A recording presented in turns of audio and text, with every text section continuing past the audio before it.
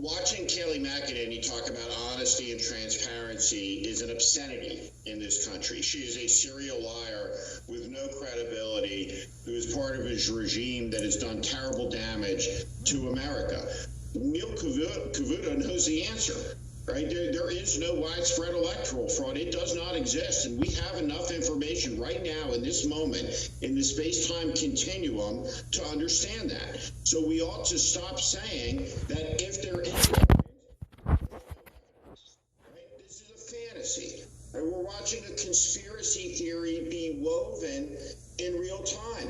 And every person in this country should be outraged over it.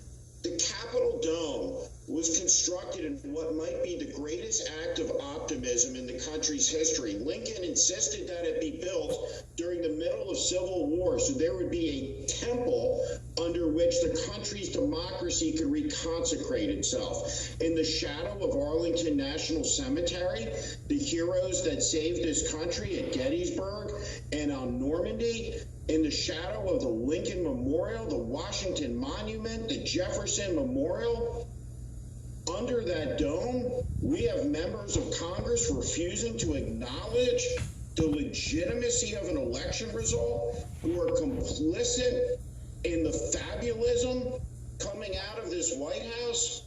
And we think it's okay for them to play politics for how long? Days, weeks, a month? Where they poison the American polity with this BS? It is the last outrage. But when we look at all of the assaults on the rule of law, on decency, on common sense, the actions that led to this pandemic raging out of control, hundreds of thousands of people that will be dead, not be because that otherwise would not be. Right? The worst thing they have done is this. This is it.